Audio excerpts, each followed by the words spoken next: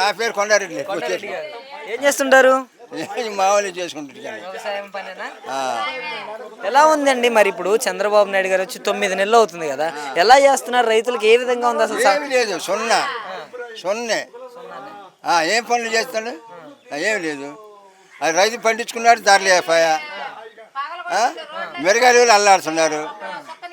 మరి ఏం పనులు సైకిల్ ఏడుంది? అంటే 7 కాలువలు అనేవి కొంచెం ఎక్కువగా వచ్చి పంటలు అనేవి ఎక్కువగా పండే అంటున్నారు కదండి. మరి ఎక్కువగా పండింది, పండితే రేట్లు ఇవిగా.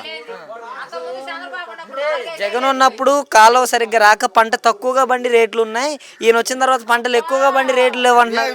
దానికన్నా తక్కువలోనే ఉంది రేటు. ఆసామికి జగన్ కన్నా తక్కువలో ఉంది ఇప్పుడు. అంటే నిరుడు జగన్మోహన్ రెడ్డి గారి టైంలో నిజంగానే పంట తక్కువగా పండింది అంటారా? ఆడపడింది 7:30, 7:30. 7 ఎక్కువ ఆడపండి పనులు ఏం కష్టం చెప్తాయి. మరి రైతు సంక్షేమం సంగతి ఏంటంటారు? ఏం చూసినా ఏమి ఇచ్చే పని లేదు ఇంకా. అసలు వైఎస్ఆర్కి ఇచ్చే పని లేదు, చూస్తున్నాగా పెప్పులుగా. వైసీపీ వాళ్ళకి పనులు చేయొద్దు, పనులు చేస్తే పాముకి పాలు పోసి పెంచినట్టు అంటున్నాడు. అంతే, అంతే గ్యారంటీ. దానికి సచ్చే లేదు ఇంకా. మళ్ళీ జనం తిరగబడాలా, అప్పుడు ఆయన పని దిగిపోవాలి 6 నెలలకి. దిగిపో చూస్తాం. ఇదే జనం ఇట్లా ఎగబడతారు. ఎంతవరకు కరెక్ట్ అంటారు? మరి ఇప్పుడు వైసీపీ వాళ్ళకి పథకాలు ఏమి ఇవ్వద్దు, పనులు ఏం చేయొద్దు అనేసి చెప్పాడు, పావంకి పాలు పోసి పెంచినట్టే అన్నాడు.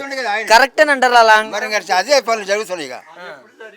మరి ఏడుస్తుండ అలానే జరుగుతుంది ఇప్పుడు ఇంకా. మరి అంతే అని చెప్పినట్టు జరుగుతుంది ఇప్పుడు. మరి పవన్ కళ్యాణ్ గారి సంగతి ఏంటంటారు? 30,000 మంది